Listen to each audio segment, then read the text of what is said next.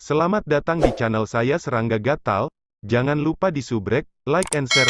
Mimin doakan semoga kita sehat semua. Oke, kita mulai. Saya melihat Yun Song-si, penatua tertinggi dari Huang Quan Hall, melangkah keluar, membungkukkan tangan kepada dua junior di mata mereka, dan berkata sambil tersenyum. Keduanya berkata, "Teman, apakah kamu masih ingat orang tua itu?"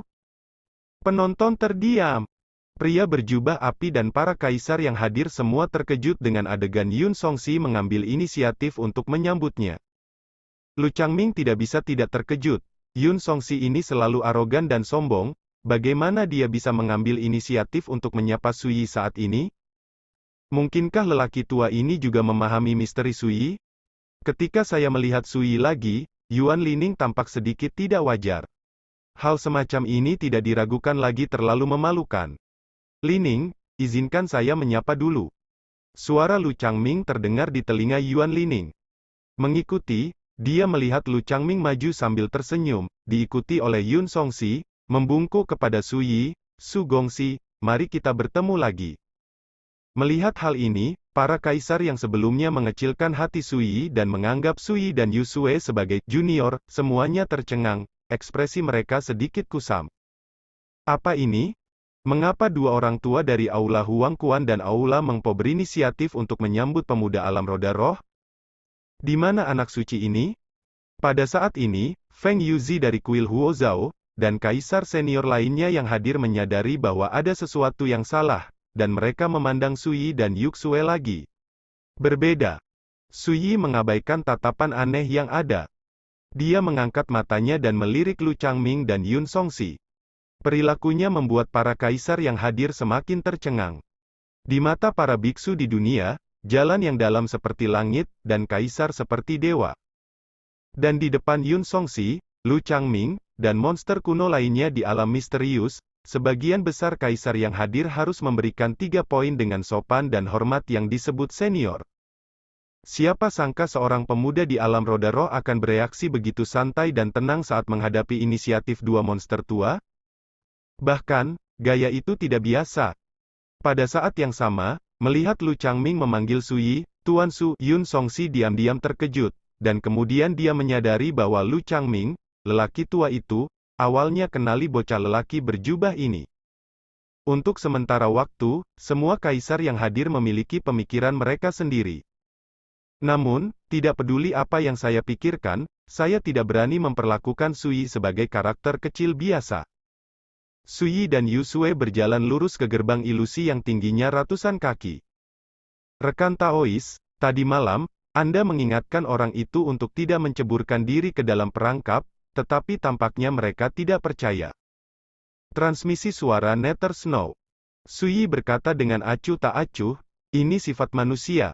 Lagi pula, mereka datang bersama dengan banyak kaisar, siapa yang mau berhenti di sini? Jangan katakan itu milik kusaran. Bahkan jika penjaga malam pergi untuk membujuk, saya khawatir itu akan sulit untuk dibujuk." Dia melihat ke pintu yang tingginya ratusan kaki. Ini adalah gerbang kota mati, dibangun oleh kekuatan aturan ruang. Setiap kali bulan merah muncul, gerbang ini akan muncul dan keluar. Dalam seperempat jam, kamu bisa bergerak. Setelah beberapa saat, Su Yi menarik kembali pandangannya, mengeluarkan kendi, dan mulai minum. Yu Sue berdiri cantik di satu sisi, seperti pelayan yang berperilaku baik dan penurut. Diam-diam, Feng Yuzi dari Huo Zhao Jingu dengan santai memasang penghalang kedap suara untuk menutupi kaisar kemah mereka. Tidak bisa dibandingkan. Sekarang, pemuda ini dan wanita di sebelahnya juga memasuki kota kematian. Jika mereka dapat diundang untuk bertindak bersama, itu akan menjadi hal yang hebat. Tapi kali ini, Lu Changming tidak bisa menahan senyum masamnya, dan berkata, "Semuanya, aku mengundang Tuan Su tadi malam, tapi aku ditolak." Feng Yuzi terkejut dan menolak? Karakter roda roh mana di dunia ini yang akan menolak undangan Raja Xuan Yu? Pada saat ini, seseorang berbisik, "Menurut pendapat saya, Su Yi ini mungkin memiliki asal yang luar biasa, tetapi bagaimanapun juga, kultivasinya hanya di alam roda roh.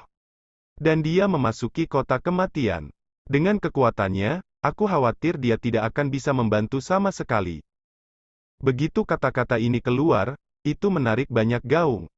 Seorang pemuda di alam roda roh, ketika dihadapkan dengan pertempuran, bukannya berguna, malah menjadi beban. Memang, sebaiknya kita tidak bertindak dengan Sui ini. Seseorang berkata dengan sungguh-sungguh, identitasnya terlalu istimewa. Jika menderita di kota kematian, guru di belakangnya, yang terakhir adalah pendukung tertentu, saya takut benar dan salah. Saya tidak sabar untuk mengungkapkan kemarahan saya, siapa yang menanggung konsekuensinya? Mendengar ini, Feng Yuzi ragu-ragu sejenak, dan tidak lagi bersikeras. Asal adalah asal, kekuatan adalah kekuatan. Rekan Dao Su ini mungkin lebih lemah, tetapi wanita di sampingnya tidak sederhana. Yun Songxi baru saja menyebutkan ini, dan tiba-tiba ada mutasi. Saat dia muncul, kekuatan mengerikan yang tak terlihat menyebar bersamanya, menyebabkan semua kaisar yang hadir tercengang di hati mereka dan menoleh. Orang itu, Yun Songxi terkejut, mengingat ketika dia berada di Tiang Seceng kemarin, dia melihat biksu tua berpakaian hitam ini berjalan keluar dari toko pandai besi. Siapa orang ini? Tidak jelas. Aura pada pembudidaya Buddha ini agak aneh. Mungkinkah itu peran pengadilan ilahi Xuanming? Para kaisar yang hadir tercengang. Menghadapi tatapan ini, biksu tua berbaju hitam itu memiliki wajah yang hangat, senyum di bibirnya, dan dia berjalan dengan santai. Tidak sampai dia tiba di Sui dan Yuxue tidak jauh, dia berhenti sejenak, melipat tangannya dan berkata, "Tadi malam, orang tua itu ingin bertemu dengan dua rekan Tao. Tetapi sesuatu yang tidak terduga terjadi, tetapi untungnya, saya akhirnya melihat keduanya malam ini." Melihat ini, entah berapa banyak kaisar yang hadir terkejut. Sui mengangkat alisnya sedikit dan berkata, "Apakah kamu di sini untuk membalas dendam?" Dia memang sedikit terkejut. Dia tidak menyangka imam besar dari pengadilan Xuanming ini, yang dikenal sebagai Xier Sheng, berani muncul di sini dengan cara yang begitu megah. Biksu tua berbaju hitam menggelengkan kepalanya, tersenyum dan berkata, "Orang tua ini tidak akan menghentikan siapapun memasuki kota kematian, termasuk dua rekan Taoisnya. Orang tua itu tidak keberatan menyelamatkan dua jiwa itu." Pancaran dingin muncul di mata Yusue, baru saja akan mengatakan sesuatu. Sosok biksu tua berbaju hitam tiba-tiba berubah menjadi cahaya hitam, dan menyapu ke gerbang kota kematian tidak jauh. Jika Anda ingin berhenti, Yuxue secara alami memiliki kepercayaan diri untuk mempertahankan pihak lain. Tapi Suyi menghentikannya. Dia tidak bisa kabur saat memasuki kota kematian. Suyi berkata dengan santai, "Sebaliknya, aku menantikan trik seperti apa yang bisa mereka mainkan di pengadilan ilahi Xuanming." Malam sudah gelap dan bulan purnama merah menggantung tinggi. Cahaya darah yang menakutkan memantul pada portal ilusi yang tingginya ratusan kaki, membuat gerbang ini menuju ke kota mati, menambahkan warna yang menakutkan. Para kaisar di kejauhan sedikit terkejut. Tidak ada yang menyangka bahwa biksu tua berpakaian hitam akan langsung menargetkan Sui dan keduanya. Untuk biksu tua berbaju hitam, pemuda di alam roda roh jauh lebih layak diperhatikan daripada para kaisar. Suyi tidak peduli tentang ini. "Ayo pergi." Dia melangkah ke gerbang kota kematian, dan sosoknya menghilang begitu saja.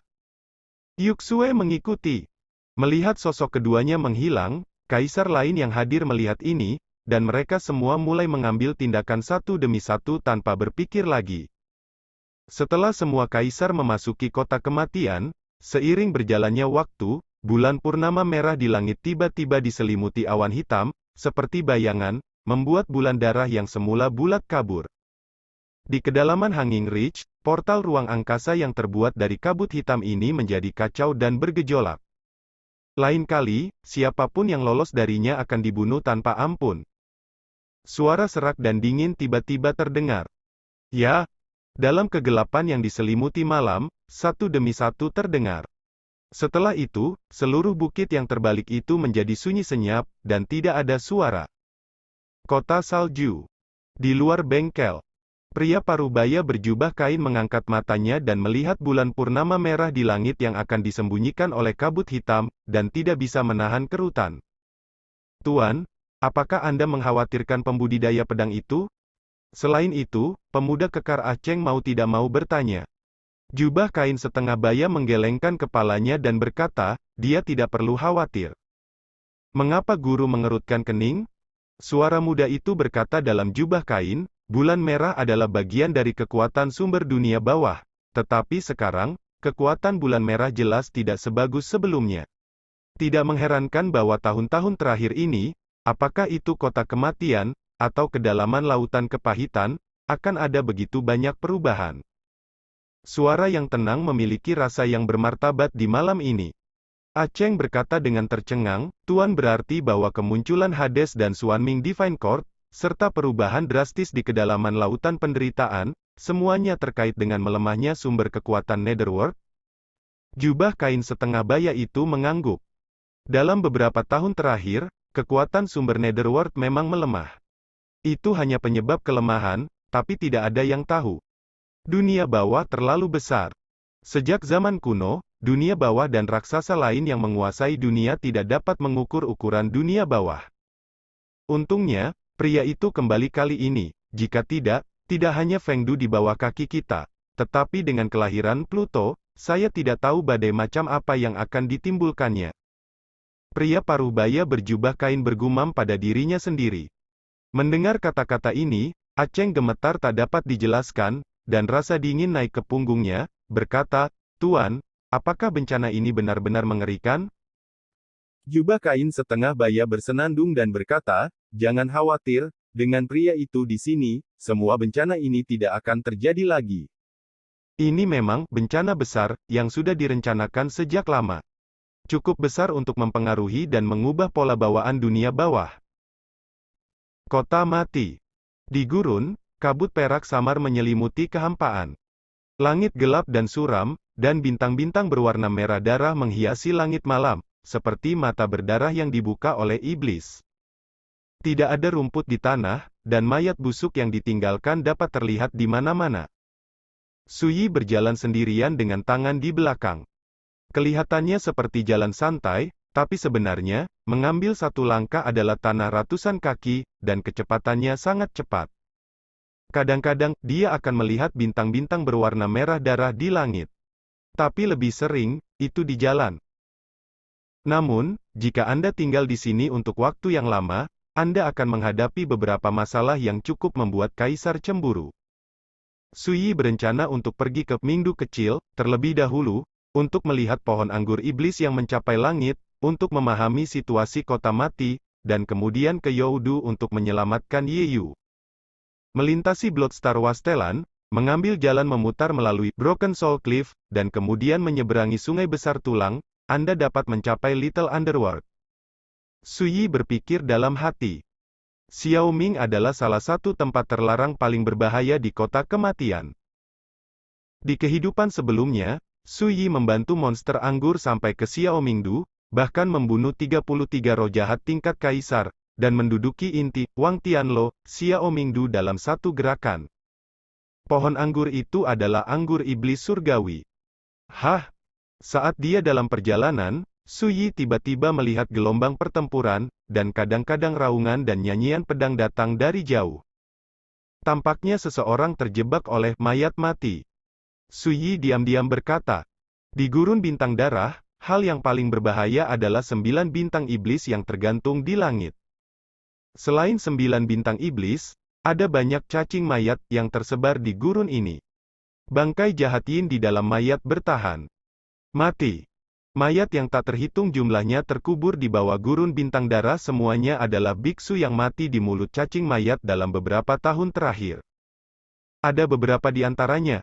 Alasan mengapa Suyi ingin meninggalkan tanah ganas ini sesegera mungkin adalah karena dia tidak ingin menjadi sasaran serangga buas itu. Bukan takut, tapi merepotkan. Saya tidak tahu orang sial mana yang terjebak kali ini. Saya harap dia bisa keluar dari pengepungan. Suyi berpikir sambil melanjutkan perjalanannya. Dia tidak keras hati dan tidak akan diselamatkan. Karakter yang memasuki kota kematian kali ini, kecuali dia, semuanya adalah kaisar. Selama Anda menanganinya dengan benar, tidak akan sulit untuk mengatasi bahaya tersebut. Beberapa saat kemudian, Suyi berhenti dan menatap ke langit. Ada 9 bintang iblis berwarna darah yang menggantung tinggi di sana, Tetapi pada saat ini, di salah satu bintang, sosok berwarna darah tiba-tiba tersapu, seperti cahaya berwarna darah yang menyilaukan, bergegas ke daerah jarak. Hantu bintang juga telah dikirim. Su Yi sedikit mengernyit. Di gurun bintang darah ini, ada 9 bintang iblis berwarna darah yang menggantung tinggi di langit. Setiap bintang iblis dipadatkan oleh darah dan yin jahat yang telah terakumulasi selama berabad-abad. Mereka seperti sarang, menjadi tempat bercokolnya roh-roh jahat yang menakutkan seperti Xing Xing Tiangui. Biasanya, selama tidak ada terlalu banyak kebisingan di Bloodstar Wasteland, jarang akan mengganggu roh jahat yang menakutkan seperti roh pemurnian surgawi.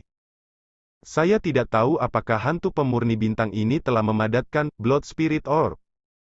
Su Yi sedikit tersentuh. Lupakan saja, jalan-jalan saja. Su Yi mengubah arah dan melangkah menjauh ke arah gelombang pertempuran. Dia telah memperhatikan sebelumnya bahwa hantu bintang pemurnian bintang berlari menuju bajingan malang yang dikepung oleh cacing mayat. Dalam beberapa saat, adegan pertempuran sengit memasuki bidang pandang Su Yi. Lawannya adalah mayat yang sangat banyak, padat. Meskipun wanita itu telah menggunakan seluruh kekuatannya untuk membunuh mayat-mayat seperti hujan, ada terlalu banyak cacing ini, seperti aliran darah berwarna, datang dari segala arah. Ini bahkan lebih menakutkan. Seorang pria berjubah darah dengan kulit pucat menahan wanita itu. Pria ini bertubuh tinggi, darahnya mengerikan, dan dia menunjukkan kekuatan mengerikan yang sebanding dengan kaisar. Itu dia. Su Yi sekilas mengenali siapa yang dikepung malang itu. Meng Po Hall 3 pengorbanan untuk Yuan Lining. Dibandingkan dengan masa lalu, Yuan Lining saat ini jelas-jelas telah memadatkan hukum Profound Way, dan kekuatannya telah tumbuh dengan pesat. Namun, saat ini, Yuan Lining berada dalam situasi genting. Melihat ini, Su Yi mau tidak mau, dan menghela nafas, kamu benar-benar bodoh, kamu tahu bahwa lawanmu terbuat dari darah dan hantu, kenapa kamu tidak menggunakan milik Tao tertinggi istana Meng Po Anda, seni cahaya terbang mimpi buruk, yang direkam dalam volume ketiga Sutra Misterius Mimpi Buruk Hati? Di medan perang, Yuan Lining, yang sudah penuh kecemasan dan keputusasaan, terkejut, seseorang datang. Dan menyebut diriku bodoh. Yuan Lining merasa malu dan marah. Tapi saat ini, dia berada dalam situasi berbahaya, dan dia tidak peduli apa yang dia pikirkan, dan tanpa sadar mengikuti apa yang dikatakan suara itu, sambil mendesak pedang dan melemparkan metode rahasia. Boom! Tiba-tiba, sosok hantu penghalus bintang itu stagnan, seperti ngengat yang tersangkut jaring laba-laba, dan gerakannya menunjukkan tanda-tanda stagnasi. Yuan Lining tidak bisa tidak terkejut. Ini benar-benar berhasil. Perlu dicatat bahwa Nigma Flying Light Art ditujukan pada kekuatan jiwa, dan itu bukan metode rahasia yang sangat kuat. Dalam duel kekaisaran, bahkan sulit untuk mempengaruhi lawan. Pikiran. Ini juga alasan mengapa Yuan Lining tidak menggunakan metode ini dalam pertarungan tadi. Tapi siapa sangka bahwa teknik rahasia seperti itu bisa mengeluarkan kekuatan luar biasa saat ini. Meskipun saya terkejut, Yuan Lining tidak lambat, dan berencana untuk mengambil kesempatan ini untuk membunuh hantu surga dengan satu pedang. Tapi saat ini, desahan itu terdengar lagi. Bodoh, Anda tidak bisa membunuh hantu alkimia untuk sementara waktu dengan Taoisme Anda. Mengapa Anda tidak mengambil kesempatan ini untuk membunuh Raja Mayat terlebih dahulu dan membiarkan diri Anda keluar dari pengepungan? Sekian dulu update-annya, tunggu lanjutannya di channel saya Serangga Gatal, di subscribe ya guys. Terima kasih.